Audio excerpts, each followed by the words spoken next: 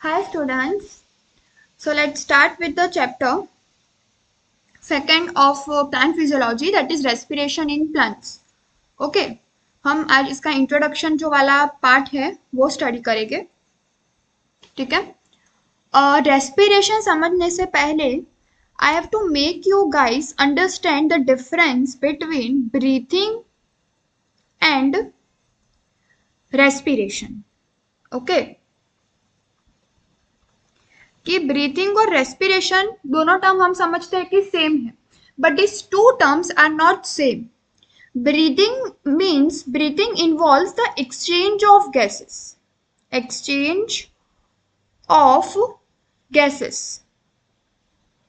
ठीक है. Breathing involves the exchange of gases and respiration in actual terms involves breakdown of food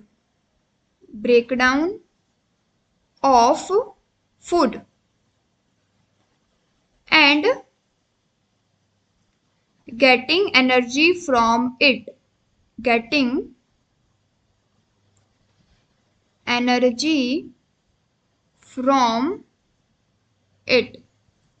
So breathing means जो gases का exchange हो रहा है, मतलब फोटोसिंथेसिस के लिए प्लांट क्या करते हैं, CO2 गैस अंदर लेते हैं एंड देन वो O2 गैस या बाहर निकालेंगे या फिर O2 गैस जो है वो जो सेल को रेस्पिरेशन करना है, ठीक है, उसको प्रोवाइड करेगी.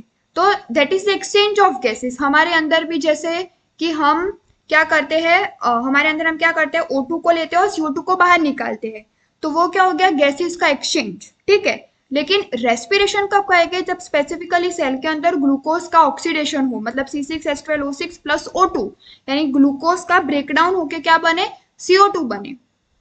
तो ब्रेकडाउन वाला जो एक्चुअल टर्म्स में चीज है उसे रेस्पिरेशन कहेंगे. अब जो रेस्पिरेशन है,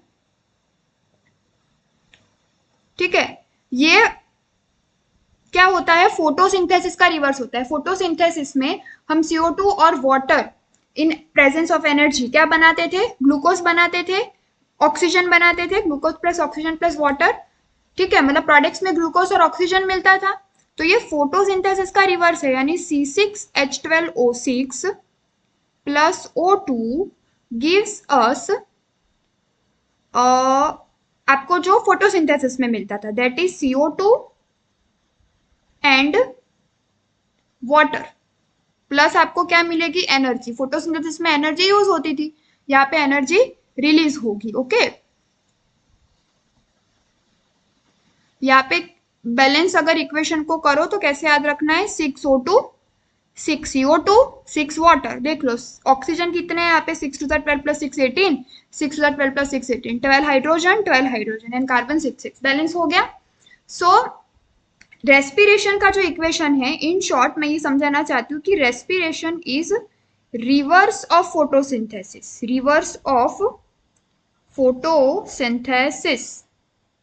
ठीक है, फोटोसिंथेसिस का रिवर्स हो जाएगा. नाउ रेस्पिरेशन के जैसे फोटोसिंथेसिस में मैंने बताया था, फोटोसिंथेसिस में कि एनाबॉलिक प्रोसेस है, ये एंडरगोनिक प्रोसेस है, ये फिजिको केमिकल प्रोसेस है, ये ऑक्सीडेशन रिडक्शन प्रोसेस है. ये सारे टर्म्स हमने फोटोसिंथेसिस के लिए यूज किए थे. रेस्पिरेशन के लिए हम क्या टर्म्स यूज कर सकते हैं. सो सबसे पहले जो रेस्पिरेशन है that is your exergonic process because इसमें जो एनर्जी है वो रिलीज होती है. ठीक है, यहाँ पे एनर्जी क्या होती है, रिलीज होती है, तो इसीलिए इसे एक्सर्गोनिक प्रोसेस कहते हैं. ओके. देन आपके रेस्पिरेशन, आपके फोटोसिंथेसिस को एनाबॉलिक प्रोसेस कहते थे, क्योंकि उसमें एनाबॉलिज्म हो रहा था, उसमें कोई चीज बन रही थी. ओके. बट रेस्पिरेशन को क्या कैटाबॉलिक प्रोसेस कहेंगे, क्योंकि ग्लूकोज यहाँ पे टूट रहा है in the presence of oxygen. नहीं, वैसा मत सोचना. रेस्पिरेशन जो है वो एक एम्फीबॉलिक प्रोसेस है. चैप्टर के लास्ट में हम एम्फीबॉलिक पाथवे पढ़ेंगे, तब मैं आपको समझाऊंगी कि why respiration is an amphibolic pathway. अभी के लिए इतना याद रखो, वो एम्फीबॉलिक इसीलिए है ये प्रोसेस रेस्पिरेशन, क्योंकि जो रेस्पिरेशन है उसमें एनाबॉलिज्म भी होता है और इसमें कैटाबॉलिज्म भी होता है. एनाबॉलिज्म यानी इसमें चीजें बनती भी है, ठीक है, और कैटाबॉलिज्म यानी चीजें टूटती भी है. तो ग्लूकोज टूट के CO2 और वाटर बनाए, बना रहा है, यानी कैटाबॉलिज्म तो मैम समझ में आ रहा है, बट एनाबॉलिज्म समझ में नहीं आ रहा, तो वो मैं आपको एम्फीबॉलिक पाथवे में क्लियर करवाऊंगी। ठीक है, अभी के लिए याद रखो कि respiration is an amphibolic process. उसके बाद यहाँ पे क्या हो रहा है, ऑक्सीडेशन हो रहा है। ऑक्सीडेशन में क्यों बोल रही हूँ, ऑक्सीजन ऐड हो रहा है ग्लूकोज में, ऑक्सीडेशन ऑफ फूड। ठीक है, ऑक्सीडेशन ऑफ फूड, फूड में कौन, यहाँ पे किसका ऑक्सीडेशन हो रहा है, ग्लूकोज का ग्लूकोज का ऑक्सीडेशन हो रहा है। ठीक है, मतलब यहाँ पे आपके ग्लूकोज जो है ये इक्वेशन में रेस्पिरेटरी सबस्ट्रेट की तरह एक्ट कर रहा है। रेस्पिरेटरी सबस्ट्रेट, सबस्ट्रेट हम केमिस्ट्री में पढ़े हैं। ठीक है, जो राइट हैंड साइड पे होता है उसे प्रोडक्ट बोलते हैं, जो लेफ्ट हैंड साइड में होता है उसे सबस्ट्रेट बोलेंगे। ठीक है, रिएक्टेंट या तो सबस्ट्रेट। ठीक है, सब ये C6H12O6 हमारा सबस्ट्रेट हुआ। तो मतलब जो चीज को हम यूज कर रहे हैं CO2 और वाटर बनाने के लिए, दैट इज और सबस्ट्रेट। तो ये इक्वेशन मैंने जो ऊपर बताई वहां पे ग्लूकोज रेस्पिरेटरी सबस्ट्रेट की तरह बिहेव करेगा, लेकिन सिर्फ ग्लूकोज ही नहीं, रेस्पिरेटरी सबस्ट्रेट की तरह आपका ग्लूकोज जो है वो कार्बोहाइड्रेट हुआ, कार्बोहाइड्रेट में मोनोसेक्राइड हो गया ग्लूकोज, सबसे सिंपल शुगर मोनोसेक्राइड, ग्लूकोज का आप फर्दर किसी में ब्रेक डाउन नहीं कर सकते, वैसी शुगर हुई आपकी ग्लूकोज। ठीक है, सो सिर्फ कार्बोहाइड्रेट यानी ग्लूकोज किस में आता है, कार्बोहाइड्रेट क्लास में, तो कार्बोहाइड्रेट ही रेस्पिरेटरी सबस्ट्रेट की तरह एक्ट नहीं कर सकते, fat, protein and organic acid भी एक्ट कर सकते हैं उसकी तरह, वो मैं आपको आगे आगे की साइड में लिखा रही हूँ। ठीक है, उसके अलावा इसके लिए क्या पॉइंट लिख सकते हैं कि यहाँ पे ग्लूकोज में जो कार्बन कार्बन के बीच में बॉन्ड्स होते हैं वो ब्रेक हो गए, break down of carbon carbon bonds. ठीक है, सो उसी से आपकी जो केमिकल एनर्जी है वो रिलीज होगी, क्योंकि ग्लूकोज केमिकल फूड माना जाता है, कार्बन कार्बन के बीच में बॉन्ड हो गए, तो केमिस्ट्री की लैंग्वेज में हम कह सकते हैं ना कि उनके बॉन्ड्स में केमिकल एनर्जी वो कैरी करते हैं, तो आपकी जो केमिकल एनर्जी वही यहाँ पे रिलीज होगी बॉन्ड के ब्रेकिंग से। Okay, so breakdown of carbon carbon bonds, oxidation of food, amphibolic pathway, exergonic process. उसके अलावा हम क्या लिख सकते हैं, conversion of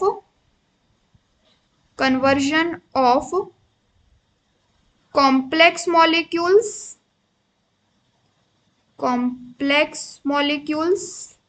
to simple molecules यहाँ पे हमने कॉम्प्लेक्स मॉलिक्यूल किसे माना, ग्लूकोज को, सिंपल मॉलिक्यूल किसे माना, CO2 एंड वाटर को। ठीक है, और इसका उल्टा सिंपल टू कॉम्प्लेक्स, तो वो आपका किस में आ जाएगा, फोटोसिंथेसिस में आ जाएगा। Okay, next is cellular respiration. हम रेस्पिरेशन को सिर्फ रेस्पिरेशन नहीं कहेंगे, हम क्या कहेंगे, सेल्यूलर रेस्पिरेशन। वाई, क्योंकि भाई रेस्पिरेशन कहाँ पे होता है, सेल के अंदर होता है, सेल के अंदर ही तो ग्लूकोज टूटता है, ग्लूकोज आपको कहाँ मिलेगा, सेल के अंदर मिलेगा। सो सेल्यूलर रेस्पिरेशन टर्म आपकी एनसीईआरटी ने यूज किया है। ठीक है, नाउ जो रेस्पिरेशन के लिए हमें क्या करना पड़ता है, ग्लूकोज का ऑक्सीडेशन करना पड़ता है, सो दैट ग्लूकोज हम फोटोसिंथेसिस करेंगे। ठीक है, हम फोटोसिंथेसिस करेंगे, उससे हमें क्या मिलेगा, फोटोसिंथेसिस हम करेंगे तो हमें ग्लूकोज मिलेगा। ठीक है, और उस ग्लूकोज को हम कौन से प्रोसेस में जाने देंगे, रेस्पिरेशन के लिए जाने देंगे, ऐसा ही तो करेंगे प्लांट्स। अब क्वेश्चन यहाँ पे ये आता है कि फोटोसिंथेसिस जो है, ये आपकी एनसीईआरटी की लाइनर्स में आपको सब समझा रही हूँ, फोटोसिंथेसिस तो है वो तो कहाँ पे होगा, ग्रीन पार्ट्स ऑफ प्लांट। ठीक है, और रेस्पिरेशन तो है वो तो सारे cells, all cells do this for carrying out metabolic activities, अब रेस्पिरेशन के लिए जो सबस्ट्रेट चाहिए, रेस्पिरेटरी सबस्ट्रेट, वो तो प्लांट के ग्रीन पार्ट्स ने ही बनाया है। तो now this green parts of plant will translocate the glucose or the food they make with the help of phloem to other non-green parts of plant.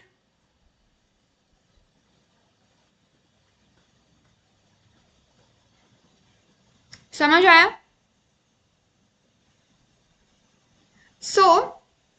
यहाँ पे आपकी एनसीईआरटी ये बोलती है कि भाई जो रेस्पिरेशन है वो तो सारे सेल्स को करना है, अगर उनके अंदर उनको मेटाबॉलिक एक्टिविटीज कैरिंग आउट करने, क्योंकि हर सेल में मेटाबॉलिक एक्टिविटीज चलती रहती है। ठीक है, तो रेस्पिरेशन के लिए जो हमें चीजें चाहिए, जो ग्लूकोज हमें चाहिए, वो तो ग्रीन पार्ट्स में बना, फोटोसिंथेसिस से जो ग्लूकोज बना वो। और नॉन ग्रीन प्लांट्स ने तो फोटोसिंथेसिस किया नहीं, लेकिन नॉन ग्रीन प्लांट्स को भी रेस्पिरेशन तो करना पड़ेगा ना, तो उनको ग्लूकोज कहाँ से मिलेगा? तो फ्लोएम के through green parts of plant से नॉन ग्रीन जो पार्ट्स होते हैं प्लांट के, वहां पे आपका क्या पहुंच जाता है? फूड पहुंच जाता है। ओके, सो ये आपकी एनसीईआरटी में ये लाइन एक्सप्लेन की हुई है। नाउ नेक्स्ट इज योर, हाँ, इसमें आप एक और क्वेश्चन मुझे पूछोगे कि मैम ग्लूकोज प्लस O2 भी तो होता है, तब जाके रेस्पिरेशन होता है। तो बेटा ऑक्सीजन भी फोटोसिंथेसिस में तो रिलीज होता ही है, तो वो भी डिफ्यूज हो सकता है ऑक्सीजन एक पार्ट से दूसरे पार्ट में। या फिर दूसरा ये होता है, ये भी होगा, ऑक्सीजन डायरेक्टली हमें एयर से भी मिल सकता है, क्योंकि leaves have stomata, roots have root hair से उनको ऑक्सीजन मिल जाए, लीव्स में स्टोमेटा से ऑक्सीजन आ जाए, और स्टेम में लेंटी सेल्स होते हैं, वो मैं आगे आपको पढ़ाऊंगी।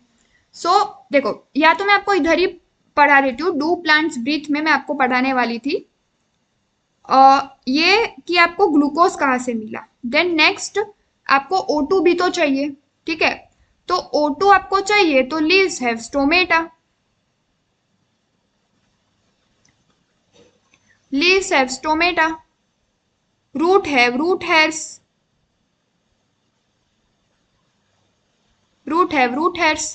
Stem have lenticels.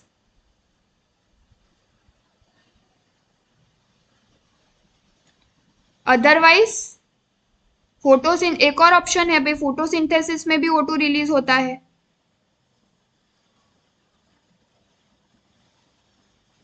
तो वो भी ग्रीन पार्ट में ही होगा, तो नॉन ग्रीन में आप डिफ्यूज करवा दो।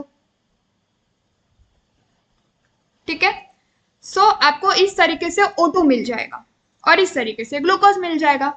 ठीक है, लेंटिसेल्स लेंस शेप ओपनिंग होती है, lenticels is your lens shaped की ओपनिंग्स होती है स्टेम के ऊपर, जिससे आप गैस का एक्सचेंज कर सकते हो। स्टोमेटा तो सबको पता है, उससे गैस का एक्सचेंज कर सकते हैं।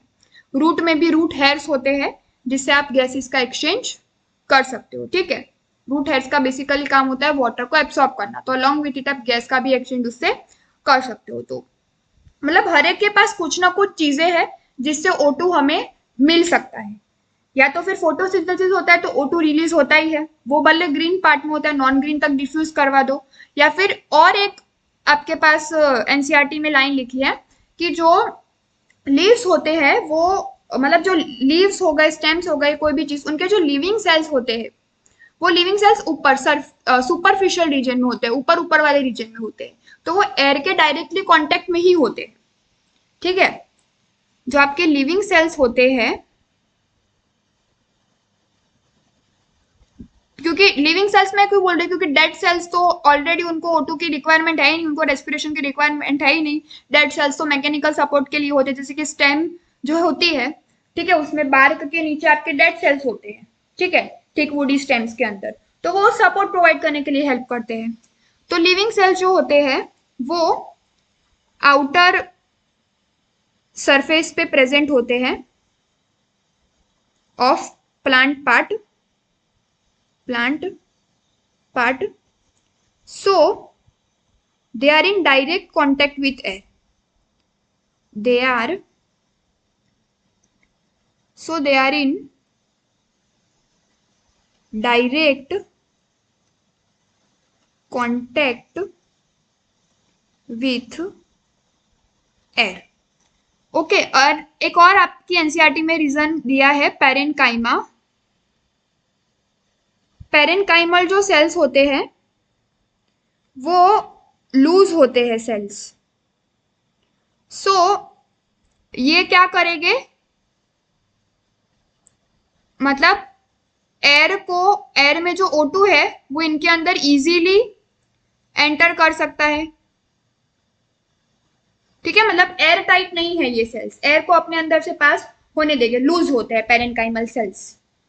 ओके, सो O2 भी आपको मिल रही है।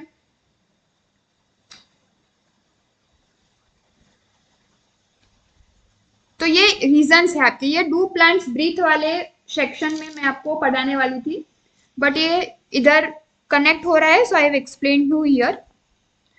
उसके बाद मैं रेस्पिरेटरी सबस्ट्रेट का बता देती हूँ आपको।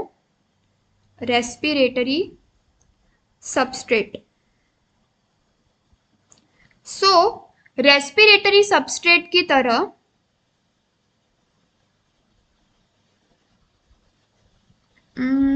just a minute.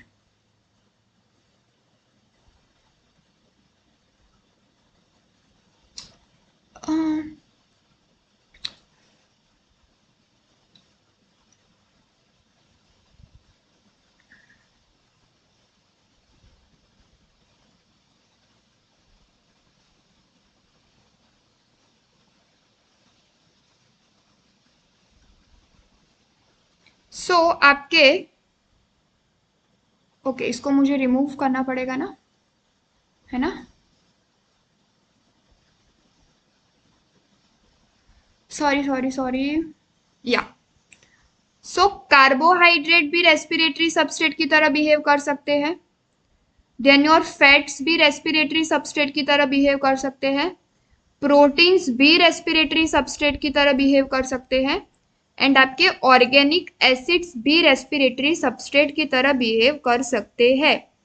ओके, मतलब जरूरी नहीं है कि कार्बोहाइड्रेट में ग्लूकोज का ही ऑक्सीडेशन हो। ठीक है, अगर आपके carbohydrate and fats respiratory substrate की तरह बिहेव करे, then that type of respiration is known as floating respiration. Floating respiration. Okay, ये तो समझ आ रहा है। मैंने PROT ऊपर N लिखा, दैट मीन्स प्रोटीन। अगर आपके सिर्फ fat as a respiratory substrate behave कर रहे हैं, then that type of respiration is called your protoplasmic respiration. Protoplasmic respiration. तो ये दो टाइप के रेस्पिरेशन होते हैं। फ्लोटिंग रेस्पिरेशन अगर कार्बोहाइड्रेट और फैट, मतलब ये या तो ये इसमें कार्ब, जस्ट अ मिनट, या इसमें कार्बोहाइड्रेट या फिर fats as a respiratory substrate behave करेंगे, एंड प्रोटोप्लाज्मिक में आपके proteins as a respiratory substrate behave करेंगे। रेस्पिरेटरी सबस्ट्रेट की तरह आपके ऑर्गेनिक एसिड्स भी बिहेव करते हैं, लेकिन उसके लिए आपको कोई नेम जो है वो स्पेसिफिक गिवन नहीं है। Okay, now your next point कि जो ये लाइन आप याद रखना, जो रेस्पिरेटरी रेट होती है,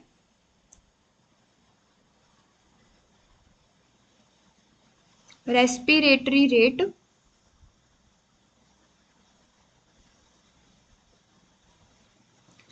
प्लांट्स की जो होती है वो लोअर होती है, एनिमल्स की रेस्पिरेटरी रेट ज्यादा होती है। ओके, प्लांट्स में आप कोई भी पार्ट उठा लो, स्टेम उठा लो, लीफ उठा लो, रूट उठा लो, सबकी रेस्पिरेटरी रेट इज लोअर। ठीक है, and next and very important point is there is no respiratory organ in plants. There is no respiratory organ in plants. Plants में कोई रेस्पिरेटरी ऑर्गन नहीं होता। जैसे हमारे ह्यूमंस में लंग्स होते हैं, प्लांट्स में कोई रेस्पिरेटरी ऑर्गन नहीं होता, बिकॉज हर एक पार्ट खुद के जो गैस की एक्सचेंज की जो नीड्स होती है उसका ध्यान रख लेती है। जैसे कि हर एक पार्ट खुद का ध्यान रख लेती है, मतलब लीव्स गैस एक्सचेंज का ध्यान स्टोमेटा से रख लेगी, रूट हेयर से रख लेगी, स्टेम लेंटिसेल से रख लेगी। तो every part take care of its own gaseous exchange needs. Every part of plant take care of its own gaseous needs, इसीलिए उनमें आपको कोई रेस्पिरेटरी ऑर्गन की रिक्वायरमेंट जो होती है वो नहीं होती है। ओके,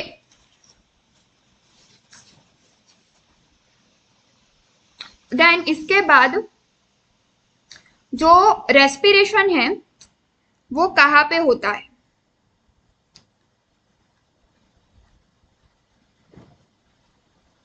ठीक है, तो इसमें क्या आंसर आएगा? साइटोप्लाज्म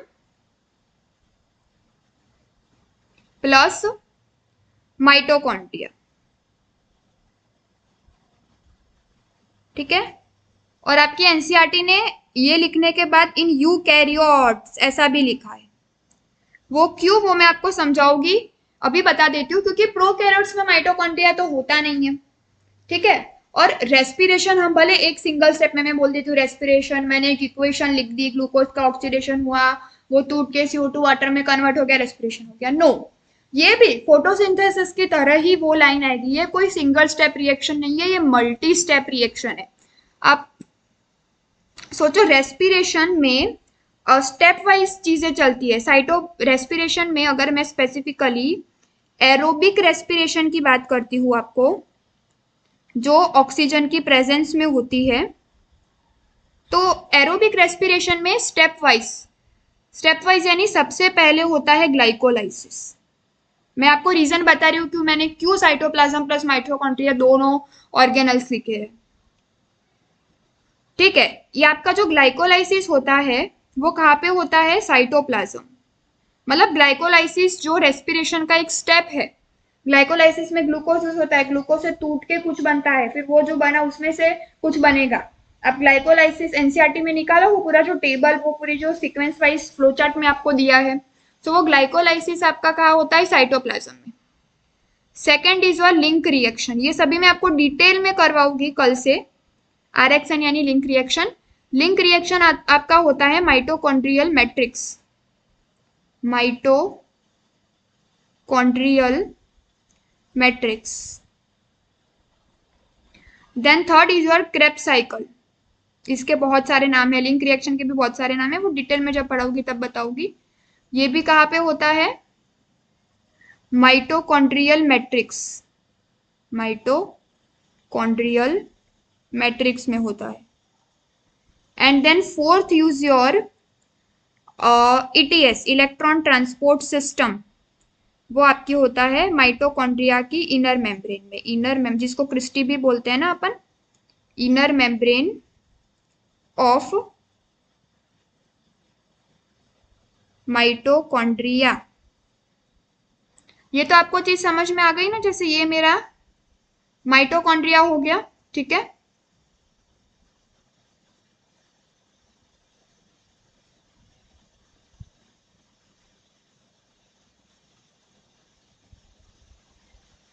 ये क्या हो गया? माइटोकॉन्ड्रिया का मैट्रिक्स हो गया।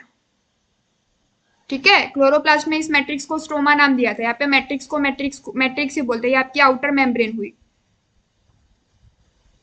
ये वाली आपकी इनर मेम्ब्रेन हुई। फोल्डिंग्स दिख रहे हैं, this is your inner membrane. इसका सेकंड नेम है क्रिस्टी। ये सब मैं सेल चैप्टर पढ़ाऊंगी, उसमें बताऊंगी, अभी के लिए सिर्फ इतना ध्यान में रखो। तो ग्लाइकोलाइसिस जो है आपका, वो माइटोकॉन्ड्रिया में नहीं चलता। Mitochondria is an organelle. ये ऑर्गेनल एक सेल में प्रेजेंट होगा, सेल के अंदर का ऑर्गेनल, तो सेल के साइटोप्लाज्म में ग्लाइकोलाइसिस चलता है। ठीक है, लिंक रिएक्शन आपका माइटोकॉन्ड्रिया के मैट्रिक्स में चलता है, क्रेब्स साइकिल आपका माइटोकॉन्ड्रिया के मैट्रिक्स में चलता है, ETS आपका माइटोकॉन्ड्रिया की इनर मेम्ब्रेन में चलता है। एरोबिक रेस्पिरेशन में ही ये 4 स्टेप्स होते हैं। अगर आपका एनएरोबिक रेस्पिरेशन हो रहा है, एनएरोबिक रेस्पिरेशन, तो उसमें तो सिर्फ पहला वाला स्टेप ही होगा ग्लाइकोलाइसिस, बस। No link reaction, no Krebs cycle, no ETS anaerobic respiration में। एनारोबिक रेस्पिरेशन को आप फर्मेंटेशन से भी जान सकते हो, ठीक है। एंड जैसे कि जब आपका एरोबिक रेस्पिरेशन होता है, मैं ना आपको एक डिफरेंस करवा देती हूं कि एरोबिक रेस्पिरेशन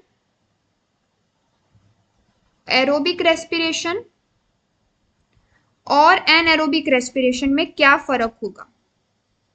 एनएरोबिक रेस्पिरेशन, जिसको आप फर्मेंटेशन भी कह सकते हो।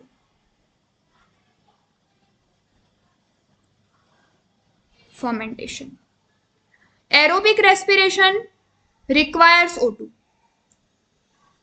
एनएरोबिक रेस्पिरेशन में O2 की जरूरत नहीं है, ठीक है।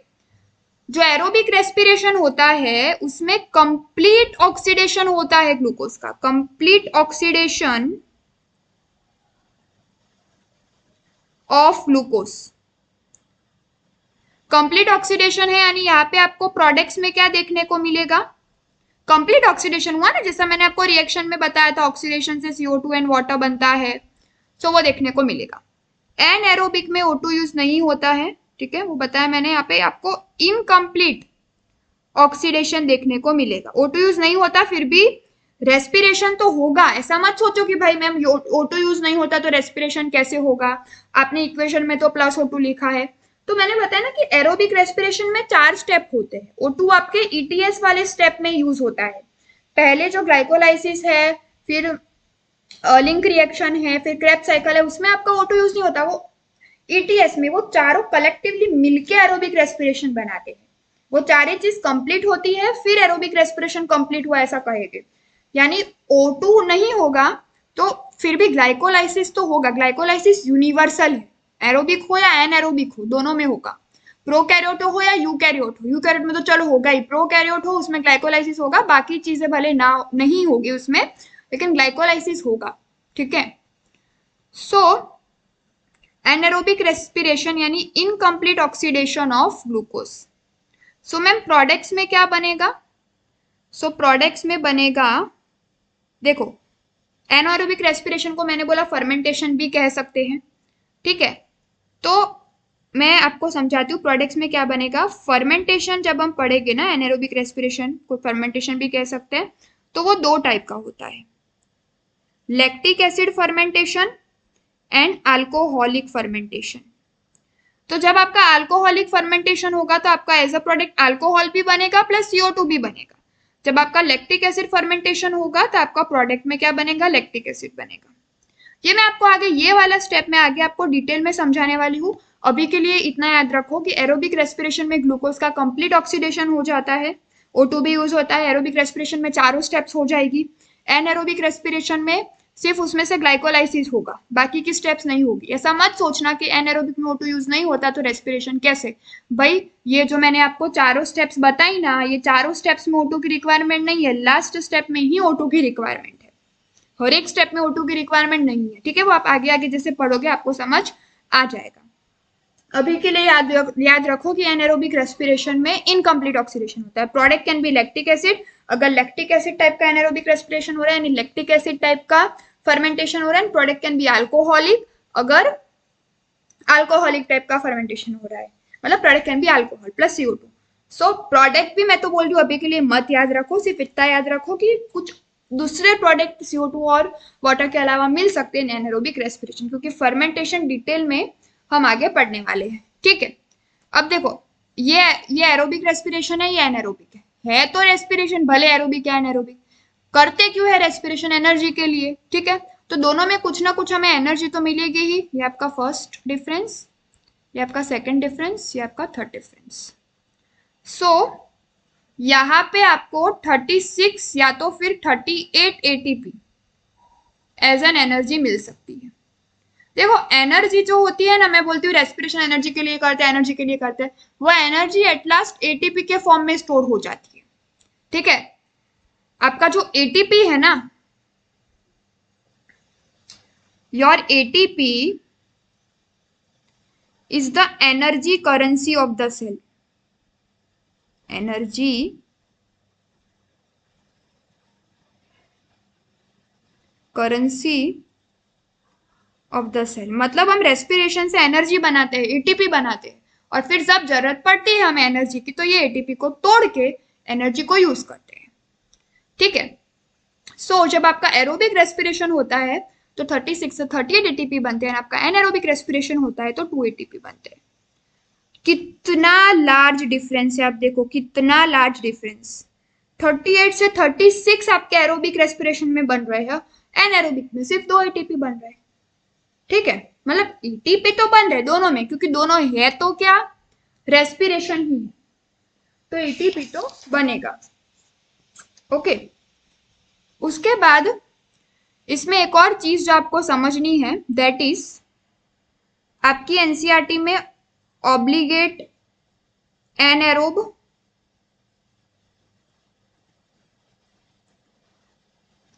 सॉरी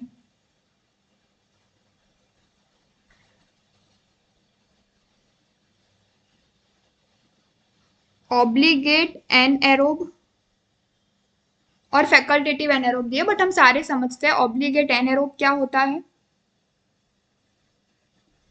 ऑब्लिगेट एरोब क्या होता है, फैकल्टेटिव एनएरोब क्या होता है, एंड फैकल्टेटिव एरोब क्या होता है. ऑब्लिगेट एनएरोब, ऑब्लिगेट यानी मस्ट, ये एनएरोब है, ऑब्लिगेट है, मस्ट एनएरोब, यानी ये ऑक्सीजन नहीं ही होगा, इन एब्सेंस ऑफ ऑक्सीजन ये लोग सरवाइव कर पाएंगे. ऑक्सीजन के बिना ही, अगर आपने ऑक्सीजन दे दिया ये लोग सरवाइव नहीं कर पाएंगे. ऑब्लिगेट एनएरोब, ऑब्लिगेट यानी कंपलसरी एरोब, कंपलसरी यानी कि ऑक्सीजन दोगे तभी ही सरवाइव करेगा, ऑक्सीजन चाहिए ही सरवाइव करने के लिए. ऑब्लिगेट एनएरोब यानी ऑक्सीजन नहीं ही चाहिए सरवाइव करने के लिए. ऑब्लिगेट एरोब यानी ऑक्सीजन चाहिए ही सरवाइव करने के लिए. Facultative anaerobe, facultative anaerobe that means normally ये कैसे होते हैं, एरोब्स, एरोब्स यानी नॉर्मली फैकल्टेटिव एनएरोब मतलब ऑप्शन में एनएरोब बनते हैं. नॉर्मली एरोब है, नॉर्मली उनको O2 चाहिए, लेकिन अगर O2 नहीं भी हुआ स्टिल दे कैन सर्वाइव. बोला ना फैकल्टेटिव एनएरोब, ऑप्शनल है हमारा एनएरोब होना, फैकल्टेटिव यानी याद रखो ऑप्शनल. ठीक है, एनएरोब यानी O2 नहीं चाहिए, मतलब ऑप्शन में है भाई, O2 नहीं होगा तो भी चला लेंगे, बट नॉर्मली हम कैसे है, एरोब से. फैकल्टेटिव एरोब, फैकल्टेटिव एरोब यानी नॉर्मली कैसे है, एनएरोब्स. ठीक है, लेकिन अगर O2 हुआ फिर भी still they can survive, still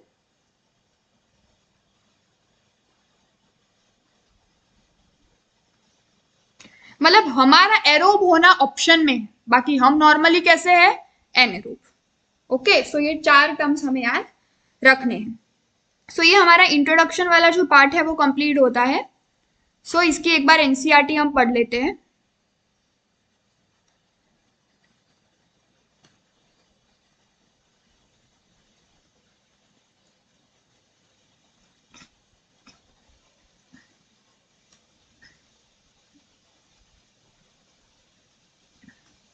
just a minute.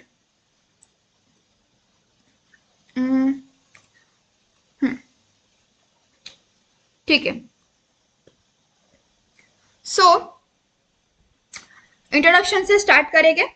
All of us breathe to live, but why is breathing so essential to life? What happens when we breathe? Also, do all living organisms including plants and microbes breathe? If so, how? So starting में से आपका कोई question नहीं बनेगा, क्योंकि ये लोग हमें ही क्वेश्चन पूछ रहे हैं, भाई ब्रीथिंग क्यों जरूरी है, तो बहुत जरूरी है, नहीं होगा तो हम मर जाएंगे। बोल रहे हैं कि प्लांट्स माइक्रोब सब ब्रीथ करते, तो हाँ भाई सब ब्रीथ करते हैं। Okay, then next, all living organisms need energy for carrying out daily life activities. ठीक है, फिर वो क्या क्या डेली लाइफ एक्टिविटीज की बात हो रही है? एब्सॉर्प्शन। एब्सॉर्प्शन यानी हम कुछ खाते हैं तो ब्लड में उसका एब्सॉर्प्शन होता है। हमने ग्लूकोज खाया, स्मॉल इंटेस्टाइन के सेल्स में गया, फिर वहां से ब्लड में एब्सॉर्प्शन होता है। ठीक है, सो एब्सॉर्प्शन के लिए, ट्रांसपोर्ट के लिए, मूवमेंट के लिए, और ट्रांसपोर्ट यानी फूड खाया माउथ से स्मॉल इंटेस्टाइन तक, एसोफेगस से स्मॉल इंटेस्टाइन तक पहुंचाना, ये सब मूवमेंट के लिए, रिप्रोडक्शन के लिए, और even breathing.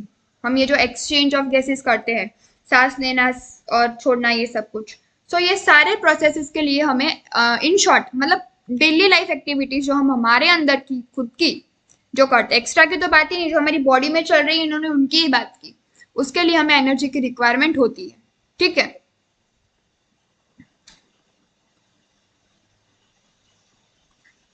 Where does all this energy come from? भाई फूड से आती है। We know we eat food for energy. हम एनर्जी के लिए फूड खाते हैं, but how is this energy taken from food? कैसे लेते हैं भाई? रेस्पिरेशन के थ्रू लेते हैं। How is this energy utilise? Oxidation से एनर्जी लेते हैं वो सब। Do all foods give the same amount of energy? So इसका आंसर नो आएगा, सारे फूड सेम अमाउंट की एनर्जी नहीं देते। आपको मैं अभी बताऊंगी, या तो अभी बता देती हूँ, जो फैट्स होते हैं, ठीक है, उनकी एनर्जी वो थोड़ी ज्यादा एनर्जी देते हैं एज कंपेयर टू कार्ब और प्रोटीन। कार्ब और प्रोटीन अप्रोक्स इक्वल एनर्जी देते हैं। ठीक है, ये अगर मैं उनके फिजियोलॉजिकली बात करूँ तो, मतलब हमारे बॉडी के अंदर, अगर लेकिन बाहर कहीं इसकी वैल्यू अपन निकाले, मतलब इसको कहीं पे हमने लैब में इसको कलेक्ट किया है, मतलब लैब में हम इसके साथ एक्सपेरिमेंट कर रहे हैं, तो उसकी जो उसको उस वैल्यू को जो हम बोलते हैं, that is known as gross calorific value. Gross calorific value. तो उसमें सबसे ज्यादा एनर्जी फैट्स देता है, then protein and then carb. ठीक है, लेकिन इनके फिजियोलॉजिकल वैल्यू की बात करें तो फैट सबसे ज्यादा देता है, कार्ब और प्रोटीन अप्रोक्स इक्वल एनर्जी देते हैं। फिजियोलॉजिकल यानी अपने अंदर की, एंड ग्रॉस कैलोरीफिक यानी बाहर की, अपने बॉडी से बाहर निकाल दिया फैट प्रोटीन कार्ब को लैब में। ओके, मतलब उनको एक्सट्रैक्ट किया। सो ये do all food give some amount of same amount of energy? No. Do plants eat? Photosynthesis करते हैं। Where do plants get their energy from? Respiration. And microorganisms for their energy requirements, do they eat food? So या वो भी respiration के लिए food ईट करते। तो ये सारे क्वेश्चंस है, इसमें से आपको इतना वो बौधा करने की जरूरत नहीं है। You may wonder at the several questions raised above, they may seem to be very disconnected, but in reality the process of breathing, ये ध्यान में लेना, the process of breathing is very much connected to the process of release of energy from food. तो यार तो आपका जो तो process of release of energy है ना food से, that's your respiration, है ना? It means your breathing is very much connected to respiration, but there is a difference between these two. Breathing means exchange of gases. Respiration doesn't mean exchange of gases. I have explained you guys. Respiration in actual terms means a breakdown of food, and through that breakdown of food, getting energy from it is the respiration. And exchange of gases in actual term is breathing. So they both are connected, but they both are not equal. Okay, let's try and understand how this happens. All the energy required for life processes is obtained by oxidation of some macromolecules. ठीक है, वो glucose हो सकता है, वो fat हो सकता है, मतलब वो कार्ब हो सकता है, वो फैट हो सकता है, वो प्रोटीन हो सकता है, वो ऑर्गेनिक एसिड हो सकता है, macromolecule that we call food. Only green plant and cyanobacteria can prepare their own food. यानी यहाँ पे बात की है ग्रीन प्लांट्स, ग्रीन वर्ड आ गया, क्लोरोफिल है, फोटोसिंथेसिस कर पाएंगे। मैंने आपको बोला था, मैंने फोटोसिंथेसिस वाले चैप्टर से भी मैं आपको बोलती आ रही हूँ कि जो साइनोबैक्टीरिया है, ठीक है, is equal to BGA. BGA यानी क्या? Blue green algae. वो एक ऐसे ये प्रोकैरियोट है, दे आर नॉट यूकैरियोट, लेकिन ये प्रोकैरियोट होने के बावजूद भी इनके पास क्षमता है कि वो क्या कर सकते हैं, फोटोसिंथेसिस कर सकते हैं।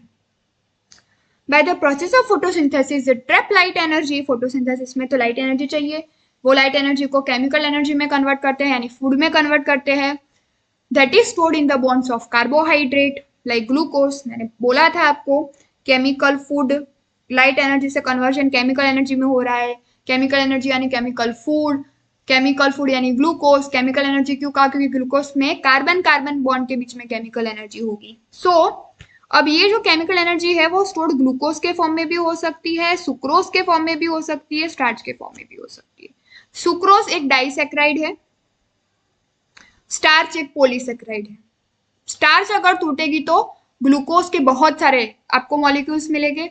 सुक्रोज एक डाइसेक्राइड है तो 2 मॉलिक्यूल मिलेंगे। एक सुक्रोज जो है it is a combination of glucose and fructose, ठीक है, मतलब ये डाइसेक्राइड है, ग्लूकोज और फ्रुक्टोज को मिला के बनती है। तो ये तीनों के फॉर्म में स्टोर्ड आपको केमिकल फूड मिल सकता है, सिर्फ ग्लूकोज नहीं, इट कैन बी सुक्रोज और इट कैन बी स्टार्च, ये चीज याद रखनी है।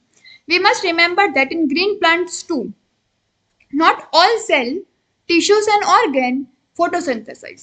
ग्रीन प्लांट में भी ग्रीन पार्ट्स, जो ग्रीन पार्ट्स होंगे वही फोटोसिंथेसिस कर पाएंगे, सारे नहीं। Only cells containing chloroplast, green कैसे हो गए, ग्रीन वो पार्ट ग्रीन कैसे हो गए, क्लोरोफिल की वजह से। वो क्लोरोफिल किसके अंदर होगा, क्लोरोप्लास्ट के अंदर। तो वो सेल्स जिसमें क्लोरोप्लास्ट होगा that are most often located in superficial layer, मतलब ऊपर ऊपर लेयर में होता है क्लोरोप्लास्ट, कैरी आउट फोटोसिंथेसिस, ठीक है, मतलब क्लोरोप्लास्ट वाले ही फोटोसिंथेसिस कर पाएंगे। Hence even in green parts all other organ tissues and cells that are non green need food for oxidation. ये मैंने आपको समझाया स्लाइड में कि भाई ग्रीन वाले प्लांट तो फोटोसिंथेसिस कर लेंगे तो उनके पास ग्लूकोज आ जाएगा ऑक्सीडेशन के लिए, लेकिन जो नॉन ग्रीन है उनके पास ग्लूकोज कहाँ से आएगा, उनको भी चाहिए, उनको भी रेस्पिरेशन तो करना है। तो hence food has to be translocated to all non green plant through phloem. Okay, इसके बाद आपको पता एनिमल्स आर हेटेरोट्रॉफिक पता है, that is we obtain food from plant, ठीक है, वो प्लांट से फूड ऑब्टेन करेंगे।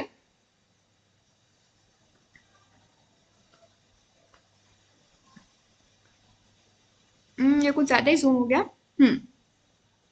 वो प्लांट से फूड ऑब्टेन करेंगे। देखो अब इसमें हर्बीवरस डायरेक्टली करेंगे, प्लांट से डायरेक्टली ले लिया, कार्निवरस इनडायरेक्टली करेंगे। इसका मतलब क्या होगा, कार्निवरस को लेना तो सीधा प्लांट है लेकिन इनडायरेक्टली प्लांट को खाएंगे, वो हर्बीवरस खाएंगे। हर्बीवरस ने प्लांट को खाया हुआ है तो कार्निवरस हर्बीवरस को खाएगा, तो इनडायरेक्टली ऐसा हो जाएगा कि उन्होंने प्लांट को खा लिया, ऐसा, इसीलिए वर्ड यूज किया है इनडायरेक्टली। हर्बीवरस को खा के वो प्लांट को खा रहे, डायरेक्ट प्लांट पे नहीं कूद रहे वो लोग। Saprophyte like fungi are dependent on dead and decaying matter. Saprophyte जो होते हैं, इसके एग्जाम्पल में है फंगी, तो वो डेड एंड डिकेइंग मैटर, कोई लीफ की पत्ती नीचे गिर गई तो उसमें फूड बनता है, यानी कि वो ऑर्गेनिक मैटर हुआ, डेड एंड डिकेइंग मैटर, तो उस पर फीड करके वो अपने खाने की नीड फुलफिल करते हैं। तो ये हर्बीवरस, कार्निवरस और सेप्रोफाइट्स, यानी कि जिसका एग्जाम्पल है फंगी, उसके बारे में आपको दिया है। इनके फूड पैटर्न, मतलब उनको फूड वो कहाँ से ऑब्टेन करते हैं, ऐसा। What is important to recognize is that ultimately all the food that is required for life processes comes from photosynthesis। मैंने बोला था कि फोटोसिंथेसिस होगा तभी जाके रेस्पिरेशन हो पाएगा, क्योंकि रेस्पिरेशन के लिए जो ग्लूकोज चाहिए वो फोटोसिंथेसिस से ही आ रहा है। This chapter deals with cellular respiration, ये वाला टर्म भी मैंने समझाया था, क्योंकि रेस्पिरेशन सेल के अंदर होता है इसीलिए सेलुलर रेस्पिरेशन बोलते हैं, सेलुलर लेवल पे होता है रेस्पिरेशन। और the mechanism of breakdown of food material within the cell, किसका, फूड मटेरियल में कौन, जो भी रेस्पिरेटरी सबस्टेट है वो, उसका breakdown to release energy and the trapping of this energy for the synthesis of ATP. और इस एनर्जी को अल्टीमेटली किसमें कन्वर्ट कर देंगे, एटीपी में कन्वर्ट कर देंगे। Photosynthesis of course takes place within the chloroplast, पता है हमें, इन द यूकैरियोट्स। मैंने आपको बोला था कि आपकी एनसीईआरटी ने इन यूकैरियोट्स वर्ड मेंशन किया, जैसे आपको इसमें लिखा है कि फोटोसिंथेसिस जो है यूकैरियोट्स में क्लोरोप्लास्ट के अंदर होता है, ठीक है, क्योंकि प्रोकैरियोट में तो ऐसा क्लोरोप्लास्ट जैसा कोई मतलब होना ही स्ट्रक्चर सारे प्रोकैरियोट में ऐसा जरूरी नहीं है, ठीक है, इसीलिए इन यूकैरियोट आपकी एनसीईआरटी ने मेंशन किया है। Whereas the breakdown of complex molecule to yield energy take place in cytoplasm and in mitochondria। ये बोल रहा है कि भाई रेस्पिरेशन, मैंने बोला था ना रेस्पिरेशन साइटोप्लाज्म एंड माइटोकॉन्ड्रिया में होता है, ये अलग तरीके से बोल रहा है। मैंने आपको ये भी बताया था कि रेस्पिरेशन के जब पॉइंट्स लिखवाए तब कि रेस्पिरेशन मतलब कॉम्प्लेक्स मॉलिक्यूल का सिंपल मॉलिक्यूल में टूटना। ऑल्सो ओनली इन यूकैरियोट, इसमें भी लिखा है कि सिर्फ यूकैरियोट में ही, हाँ ब्रैकेट्स में मेंशन किया है, मतलब जरूरी नहीं है कि प्रोकैरियोट में ही दोनों में हो। प्रोकैरियोट में ऐसा वेल डिफाइंड स्ट्रक्चर माइटोकॉन्ड्रिया होता भी नहीं है, ठीक है, उनमें मिजोसोम्स होता है रेस्पिरेशन के लिए, इसीलिए also only in eukaryote, chloroplast में भी यूकैरियोट ऐसा मेंशन किया है। The breaking of carbon-carbon bonds of the complex compound, that is your glucose or any respiratory substrate, through oxidation within the cell, leading to release of considerable amount of energy, which is called respiration. The compound that are oxidized, जो oxidize होता है, glucose हो रहा है या fat या मतलब carbohydrate हो रहा है, फैट हो रहा है, प्रोटीन हो रहा है, ऑर्गेनिक एसिड जो भी ऑक्सीजन के साथ जो मिल रहा है, that is your respiratory substrate.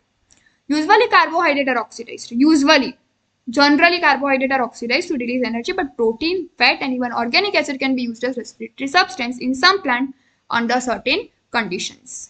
During oxidation within a cell, जब oxidation होता है, all the energy contained in respiratory substrate is not released free into the cell or in a single step. मैंने आपको बताया था बिल्कुल फोटोसिंथेसिस के जैसे धड़के में, एक धड़के में मतलब एक झटके में, सॉरी एक झटके में सब कुछ पूरी एनर्जी रिलीज नहीं हो जाएगी, एक झटके में पूरा ग्लूकोज नहीं टूटेगी। 4 स्टेप मैंने आपको बताया, पहले ग्लाइकोलाइसिस होगा, फिर लिंक रिएक्शन होगा, फिर क्रेब्स साइकिल होगा, फिर इलेक्ट्रॉन ट्रांसपोर्ट सिस्टम होगा, मतलब स्टेप वाइज उसे तोड़ रहा है, एक स्टेप में उसे खत्म नहीं कर रहा।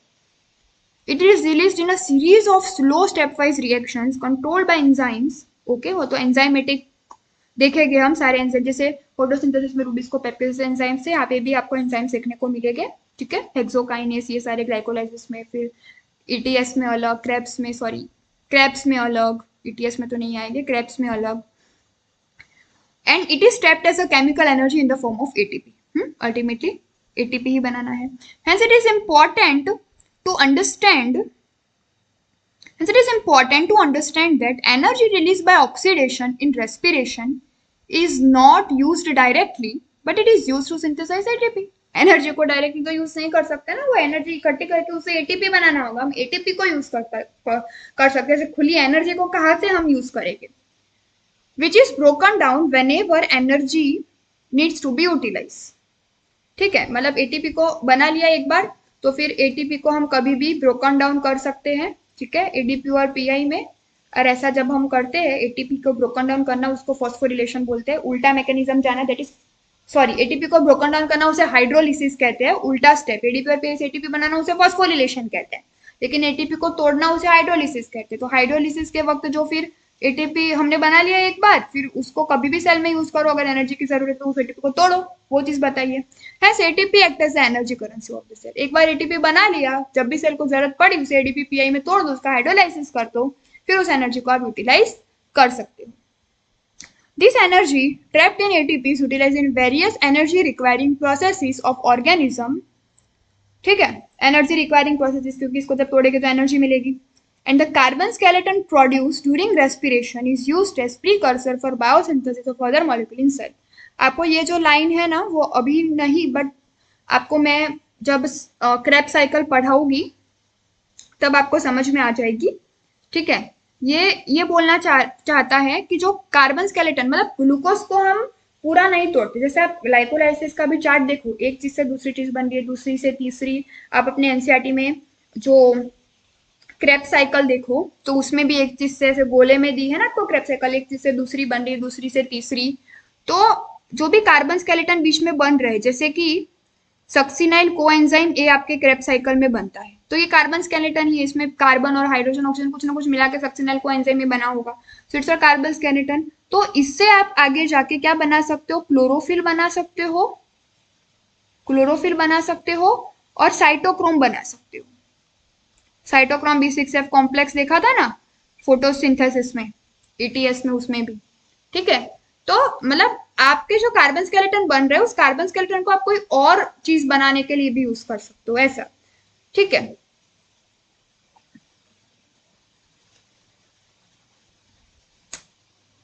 अब हम नेक्स्ट पेज पे जाते हैं।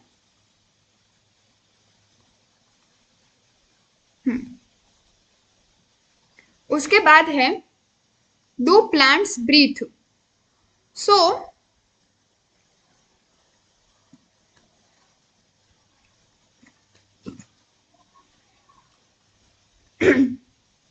Well, the answer to this question is not quite so direct. Yes, plants require O2 for respiration. चाहिए to occur and they also give out CO2. हाँ, उनको O2 चाहिए, CO2 फिर वो निकाल देंगे. रेस्पिरेशन के लिए O2 चाहिए और जब रेस्पिरेशन करते हैं तो CO2 को निकालते हैं. Hence, plants have system in place that ensure the availability of O2. और वो सिस्टम क्या है? स्टोमेटा, लेंटिसेल, ये सब कुछ जो इंश्योर करती है कि नहीं O2 को मिल रहा है, मतलब O2 मिल रहा है हमें रेस्पिरेशन के लिए. Plants, unlike animals, have no specialized organ for gaseous exchange. मैंने आपको लाइन लिखवाई थी, they have no respiratory organ, but they have stomata and lenticel for this purpose. Stomata on leaf, lenticels on stem. For this gaseous exchange purpose, to intake O2 to exhale out CO2. ठीक है, और in case of photosynthesis to intake CO2 and to exhale out O2. ठीक है. There are several reasons why plants can get along without respiratory organs. क्यों respiratory organ नहीं, उसके बहुत सारे reason हैं. तो first reason is जो मैंने आपको लिखवाया था, each plant part take care of its own gas exchange needs. जैसे कि लीफ है तो उसके पास टोमेटा है, वो ध्यान रखेगा. स्टेम है उसके पास लेंटिसेल है, वो ध्यान रखेगा. रूट है उसके पास रूट है, वो ध्यान रखेगा. तो ये एक रीजन हो गया. ये लाइन मैंने आपको लिखवाई थी स्लाइड में. Second, there is very little transport of gases from one part of plant to another. मतलब कि प्लांट के एक पार्ट से दूसरे पार्ट में जो गैसेस का ट्रांसपोर्ट है वो भी बहुत कम होता है. सो इसीलिए प्लांट में रेस्पिरेटरी ऑर्गन की इतनी जरूरत नहीं है. ठीक है, ऐसा क्यों? क्योंकि उनको ट्रांसपोर्ट करने की इतनी जरूरत नहीं, क्योंकि हर पार्ट को O2 मिल ही जाता है ना. एयर से स्टोमेटा, लेंटिसेल, रूट है, इन सबके थ्रू O2 मिल ही जाता है. तो जिनको अंदर वाले रीजन्स में O2 नहीं मिला तो वहां पे थोड़ा सा ट्रांसपोर्ट करके पहुंचा देंगे. ठीक है, तो ये भी एक रीजन है. Second, plants do not present great demand for gas exchange. कोई इतनी बड़ी डिमांड नहीं है उनके पास गैस एक्सचेंज की. ठीक है, हो जाता है, आराम से कर लेते हैं. Root, stems and leaves respirate rate far lower than animals do. ये मैंने बताया था आपको. रेस्पिरेटरी रेट प्लांट के ये 3 पार्ट में बहुत कम होती है than animals. In short, plant में respiratory rate is very low as compare to animal. Only during photosynthesis a large volume of gas is exchanged and each leaf is well adapted to take care of its own need during this period. Large exchange कब होता है? Only during photosynthesis, not during respiration. आपको इसमें question पूछ सकते हैं, यहाँ पे रेस्पिरेशन लिख दिया तो फॉल्स आएगा. फोटोसिंथेसिस के वक्त large volume of gas exchange होता है. Otherwise they are not showing. यहाँ पे लिखा था ग्रेट डिमांड नहीं होती गैस एक्सचेंज की उनमें. फोटोसिंथेसिस के वक्त large volume of gas exchange होता है and each leaf is well adapted to take care of its own need. When cell photosynthesis, availability of O2 is not a problem in the cell. क्योंकि भाई since O2 is released within a cell, जब photosynthesis होता है तो O2 अपने आप ही release हो जाता है. तो O2 की अवेलेबिलिटी फोटोसिंथेसिस के वक्त प्लांट में प्रॉब्लम नहीं है. ओके. थर्ड, दूसरा रीजन क्या है?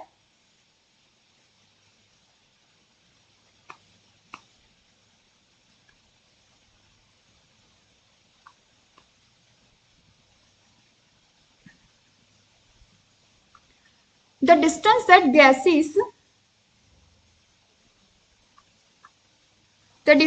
gases must diffuse even in large bulky plant is not great. मतलब प्लांट में जो डिफ्यूजन होता है वो बहुत यहाँ से यहाँ एक कम डिस्टेंस में होता है, बहुत दूर दूर नहीं होता, तो डिफ्यूजन भी आराम से हो जाता है. लंबे ट्रांसपोर्ट नहीं होते, लंबा डिफ्यूजन नहीं करना पड़ता. ठीक है, कि एक ये रूट से स्टेम तक डिफ्यूजन किया, नहीं, एकदम पास में डिफ्यूजन होता है. Each living cell in a plant is located quite close to surface of plant. और एक और फायदा क्या है कि हर लिविंग सेल जो है, लीफ का लिविंग सेल को ही O2 चाहिए, मैंने बोला था, डेड सेल को नहीं. तो लिविंग सेल जो होते हैं, जैसे कि लीफ के लिविंग सेल, वो एयर के कांटेक्ट में आ जाएंगे, सरफेस के पास ही होंगे, तो सरफेस के पास एयर के डायरेक्टली कांटेक्ट में होंगे. स्टेम के लिविंग सेल एयर के डायरेक्टली कांटेक्ट में, रूट के लिविंग सेल एयर के डायरेक्टली कांटेक्ट में, यानी O2 मिल जाएगा. कहाँ से? रूट को रूट हेड से, स्टेम को लेंटिसेल से, लीफ को स्टोमेटा से. चलो लीफ का मान गए, but what about thick woody stem and root? ये भी मैंने बता दिया. Living cells are organised into in stem the living cells are organized in thin layer inside and beneath bark. यानी लिविंग सेल बार्क के नीचे होते हैं, तो वही बार्क के नीचे से लेंटिसेल्स ऐसे लेंस शेप के बाहर आते हैं, तो वो लिविंग सेल्स तक क्या पहुंचा देते हैं? O2 को पहुंचा देते हैं. They also have opening called lenticels, तो स्टेम का लेंटिसेल से काम बन जाता है. The cells in the interior are dead. Thick woody stem में अंदर जो सेल होता है वो डेड होता है. Dead cell mechanical support provide करने का काम करते हैं. Thus most cell of a plant have at least a part of their surface. उनका जैसे लीफ का कुछ पार्ट एयर के कांटेक्ट में, स्टेम का कुछ, रूट का कुछ, ठीक है, सो O2 आसानी से मिल जाएगा। This is also facilitated by loose packing of parenchymal cell. After surface के जो सेल होते हैं लूज पैकिंग होगी तो वो एयर टाइट नहीं होंगे,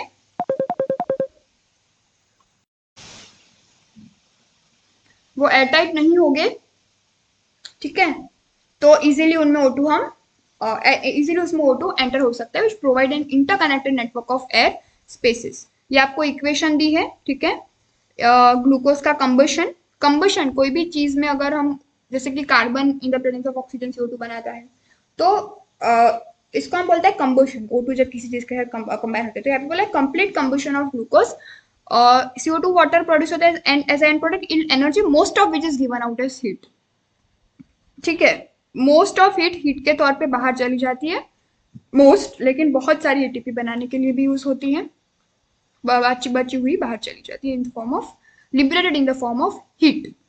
मोस्ट एनर्जी हीट के फॉर्म में लिबरेट हो जाती है। तो there is a difference between energy and heat. Energy heat के फॉर्म में लिबरेट होती है, एनर्जी एंड हीट तो वो सिमिलर नहीं हुआ, okay. If this energy is to be useful to cell, it should be able to utilize it to synthesize other molecule that cell required। मैंने वही बोला था कि ये एनर्जी अगर यूजफुल हुई, ये एटीपी अगर यूजफुल हुई तो इसको तोड़ के वो जो एनर्जी मिली उससे दूसरे मॉलिक्यूल सेल के बना सकते हैं, वो पॉइंट है। The strategy that the plant uses is to catabolise the glucose molecule, catabolise यानी उसे तोड़ना, in such a way that not all the liberated energy goes out as heat. सारी एनर्जी को हीट के तौर पे बाहर मत जाने दो, हमें एनर्जी को एटीपी बनाने के लिए भी यूज करना है, सारी को मत हीट के तौर पे ऐसे उड़ा दो। तो कौन सी इसके लिए स्ट्रेटजी, ऐसी वे में उसे ऑक्सीडाइज करती है। कैसी वे में करती है, तो डायरेक्टली पूरा ऑक्सीडाइज नहीं कर देती। जैसे कि देखो ग्लूकोज में कार्बन कार्बन के बीच में बॉन्ड्स हो गए, तो पहले एक कार्बन कार्बन के बीच में तो बॉन्ड तोड़ा, उससे जो एनर्जी रिलीज हुई चलो लिबरेट हो गई वो हीट के तौर पे। लेकिन वो जो मॉलिक्यूल तो बचा, फिर वो मॉलिक्यूल बचा, फिर वापस से एक कार्बन कार्बन बॉन्ड तोड़ो, उससे तो लिबरेट हुई चलो, पर दूसरा मॉलिक्यूल बना, यानी वो मॉलिक्यूल्स तो बन रहे, वो तो हमारे काम आएंगे। The key is to oxidize glucose not in one step, एक स्टेप में उसे ऑक्सीडाइज मत कर दो, आपने पूरा एक साथ पूरा तोड़ दिया, वो पूरी एनर्जी लिबरेट हो जाएगी, but in several small step, लेकिन छोटे छोटे स्टेप्स में तोड़ो। पहले एक कार्बन कार्बन बॉन्ड तोड़ा तो उससे बाकी का पूरा मॉलिक्यूल बचेगा, फिर दूसरा तोड़ो बाकी का पूरा मॉलिक्यूल बचेगा, फिर हम वो जो मॉलिक्यूल्स बच रहे उनमें कुछ करेंगे ऐसी, उसमें कुछ ऐसे तालमेल कर देंगे कि जिससे एटीपी बन जाएगा, वो मॉलिक्यूल में से फॉस्फेट निकाल के उसके पास एडीपी लाके एटीपी बना लेंगे, वैसा सब कुछ हम कर देंगे, enabling some state to be just large enough so that energy release can be coupled to ATP synthesis। समझ आया? मतलब उसमें से कुछ स्टेप्स में हम ऐसा करेंगे कि उसे हीट के तौर पे लिबरेट नहीं होने देंगे, हम उसे एटीपी में कन्वर्ट कर देंगे। लेकिन अगर हमने एक बार में ही उसको तोड़ दिया तो हमें ध्यान नहीं रहेगा कि हम कैसे उसको एटीपी में कन्वर्ट करें, सब कुछ एक झटके में हो जाएगा। इसलिए बारी बारी उसे तोड़ो तो we can also get the time to ये एनर्जी को कोलैबोरेट करके हम उससे एटीपी बना सके, ठीक है, वो स्टेप वाइज रिएक्शन से हम एटीपी बना सके। How this is done, essentially the story of respiration. During the process of respiration हमें पता है ऑक्सीजन यूटिलाइज होता है, carbon dioxide water energy are released as product. तो कंबशन रिएक्शन यानी कि जो रेस्पिरेशन है उसकी बात की, कंबशन रिएक्शन रेस्पिरेशन को कहेंगे, requires oxygen but some cell live where oxygen may और मे नॉट बी अवेलेबल, जहाँ पे ऑक्सीजन शायद ना भी अवेलेबल हो, can you think of a situation organism where O2 is not available. There are sufficient, हाँ तो कुछ जगह पे O2 अवेलेबल नहीं भी होता, ठीक है, जहाँ पे बहुत मतलब पॉल्यूशन हो गया हो, ऐसे एरियाज हो सकते हैं। There are sufficient reasons to believe that first cells on this planet lived in an atmosphere। पहले जो cells थे ना इस planet में वो ऐसे एटमोस्फियर में रहे थे जहाँ पे ऑक्सीजन ही नहीं था, मतलब पहले सेल एनारोबिक थे भाई, ये मतलब हो गया इसका। तो even among present day living organisms we know of several that are adapted to anaerobic condition. आज भी है ऐसे कुछ anaerobic organism, some of this organisms are facultative anaerobe while in other the requirement for anaerobic condition is obligate. तो मैंने आपको बता दिया, चारों मैंने आपको समझा दिए। In any case, all living organisms retain the enzymatic machinery to partially oxidize glucose without help of oxygen। मतलब भले एनारोबिक है, ऑक्सीजन की हेल्प के बिना करेंगे, ग्लूकोज को ऑक्सीडाइज करेंगे बट इनकम्प्लीट यानी पार्शियली करेंगे, लेकिन करेंगे तो सही respiration. This breakdown of glucose to pyruvic acid is called glycolysis. ये ग्लाइकोलाइसिस में आपको कल पढ़ाने वाली हूँ। उसमें एंड प्रोडक्ट जो है वो आपका पायरुविक एसिड होता है। ग्लाइकोलाइसिस आपका यूनिवर्सल है स्टेप रेस्पिरेशन में, वो भले एनारोबिक ऑर्गेनिज्म हो या एरोबिक हो या एनारोबिक हो, सब में चलता है। उसमें एंड प्रोडक्ट पायरुविक एसिड बनता है। सो ग्लाइकोलाइसिस के बारे में हम कल पढ़ेंगे। ओके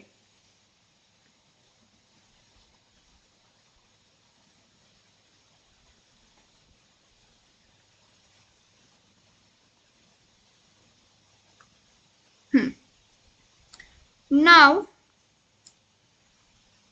हम कुछ एमसीक्यू सॉल्व करते हैं।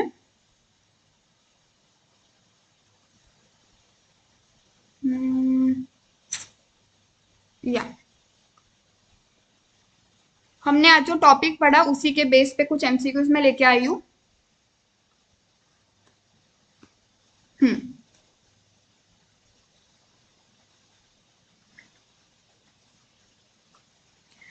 Breakdown of complex molecule to end energy take place in, मतलब रेस्पिरेशन कहाँ होता है तो भाई साइटोप्लाज्म एंड माइटोकॉन्ड्रिया में। ठीक है, साइटोप्लाज्म में ग्लाइकोलाइसिस, बाकी सारे लिंक रिएक्शन, क्रेब्स साइकिल आगे डिटेल में पढ़ने वाले हैं, अभी याद रखने की जरूरत नहीं है। एंड लास्ट में ईटीएस, वही ना मेम्ब्रेन में होता है, माइटोकॉन्ड्रिया में। लेकिन ठीक है, तो ये साइटोप्लाज्म एंड माइटोकॉन्ड्रिया में रेस्पिरेशन होता है। Respiration involves breaking of blank bond carbon-carbon bonds of complex molecules through oxidation, which cells lead to release of considerable amount of energy. बहुत easy MCQs है बेटा। रेस्पिरेशन कौन सा करेक्ट ऑप्शन है? Catabolic process है तो नहीं, मैंने आपको बताया था it is an amphibolic process. ठीक है, ये तो करेक्ट नहीं। Reduction of food result in release of energy, no बेटा, oxidation of food result in release of energy. Chemical energy is broken down during respiration to release energy, yes, chemical energy broken down होती है। Fungi can make their own food, नहीं, वो dead and decaying organic matter पे survive करते हैं। Respiration is seen in non green cell only, non green में ही देखने को मिलता है, ऐसा मैंने कब कह दिया भाई, ग्रीन में देखने को मिलता है। ऑल सेल, सारे सेल में देखने को, एक्सेप्ट द फोटोसिंथेटिक सेल, ना ना ना, फोटोसिंथेटिक सेल भी करते हैं। तो बचा कौन सा? ये option, all living cell both during day and night.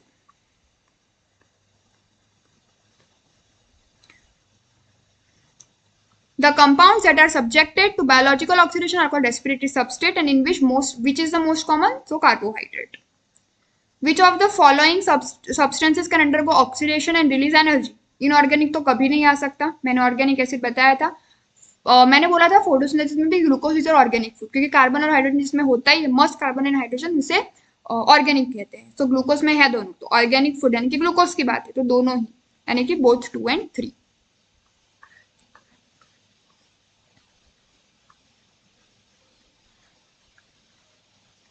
Choose the correct option for why plant can get along without respiratory organ is plant.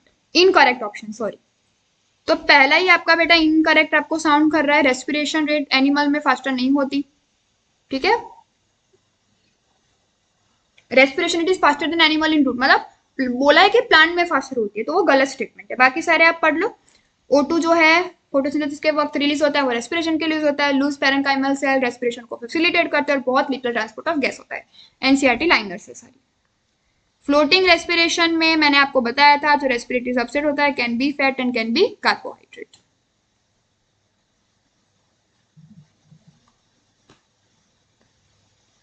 Those organisms which cannot use oxygen for growth and are even harmed by its presence, मतलब जो oxygen को use नहीं कर सकते, which can not use oxygen यानी कि एनएरोब, और उसकी प्रेजेंस से वो हार्म हो जाते, मतलब होता है तो they are harm, they are killed, होता है तो नहीं, मतलब हार्म हो जाते। So that is obligate anaerobe, इसका मतलब उन्हें ऑक्सीजन चाहिए ही नहीं, वो वाले है ये। ठीक है, your answer is your fourth. Facultative aerobes, facultative anaerobes, देखो फैकल्टेटिव एनारोब्स मैंने बोला था normally aerobes which can grow without oxygen, लेकिन ऑप्शनल में अगर ऑक्सीजन नहीं होगा तो भी वो ग्रो हो पाएगी। ये वाले तो गलत ही आएंगे, can not use oxygen for growth, oxygen को यूज नहीं कर सकते ऐसा नहीं है, ऑप्शनल में है, यूज कर सकते हैं, can use oxygen for growth ऐसा। What are the product of aerobic respiration, तो ये भी बहुत इजी है, एरोबिक के products CO2 water and energy.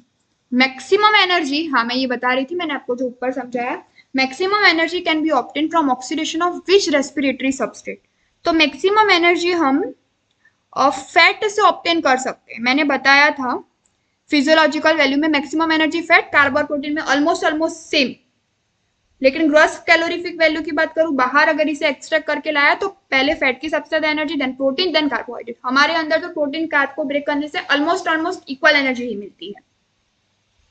ठीक है, देन कुछ असर्शन रीजन टाइप के क्वेश्चंस है जिसमें आप लोगों को प्रॉब्लम होती है, तो वो भी हम सॉल्व कर लेते हैं। 3 क्वेश्चंस कुछ करते हैं अपन कि मैं होमवर्क में दूं आपको। बहुत इजी क्वेश्चन है, देखो। ATP act as the energy currency of cell, correct है assertion. Reason, energy trapped in ATP is utilised in various energy requiring processes of organism. तो वो एनर्जी करेंसी की तरह एक्ट करता है और उसमें जो ट्रैप एनर्जी है उसे हम रिक्वायरिंग जो हमें प्रोसेस होती है उसमें से, मतलब हमें जो प्रोसेस रिक्वायर होती है तब हम उसकी एनर्जी ब्रेक कर लेते हैं, उसकी एनर्जी को मतलब एटीपी को तोड़ के एनर्जी गेन कर लेते हैं। सो यहाँ पे आपका आंसर है कि आपका एसर्शन बिल्कुल करेक्ट है, आपका रीजन भी बिल्कुल सही है। ठीक है, और इसको यूटिलाइज हम कर सकते हैं, इसीलिए तो हम इसको एनर्जी करेंसी कहते हैं। इसमें जो स्टोर्ड एनर्जी है इसको यूटिलाइज कर सकते हैं, इसलिए तो एनर्जी करेंसी कहते हैं। तो आपका रीजन जो है वो आपके एजर्शन का करेक्ट एक्सप्लेनेशन भी है, तो वैसे वाला ऑप्शन आपका सही होगा। ठीक है, नेक्स्ट क्वेश्चन, मतलब assertion is true and the reason is also true and the reason is a correct explanation of your assertion। मैं ऑप्शन नहीं लेकर आई हूं। plants have stomata and lenticel that ensure the availability of O2, सही है। ठीक है, plant require CO2 for respiration, बिल्कुल गलत। रेस्पिरेशन तो प्रोडक्ट, CO2 तो प्रोडक्ट में मिलता है रेस्पिरेशन के, तो assertion is true, reason is false. Okay, when plant cell is photosynthesizing there is no shortage of O2। NCERT line है, प्लांट सेल जब फोटोसिंथेसिस करता है तो घबराने की जरूरत नहीं है प्लांट सेल को O2 के बारे में। O2 की कोई शॉर्टेज नहीं पड़ेगी भाई, बहुत सारा O2 आपको मिलेगा। ठीक है, उसका रीजन देखो, O2 is release within cell during photosynthesis, तो हाँ करेक्ट है, इसीलिए शॉर्टेज नहीं होता क्योंकि फोटोसिंथेसिस के वक्त खुद O2 रिलीज होता है। तो your assertion is very true, your reason is also very true, और आपका ऑप्शन कौन सा राइट होगा, assertion is true, reason is also true, and reason is the correct explanation of your assertion. ठीक है, तो ये 3 अभी जो हमने पढ़े उसके एसर्शन और रीजन थे। ओके, सो आज हमने इंट्रोडक्शन वाला पार्ट पढ़ा है।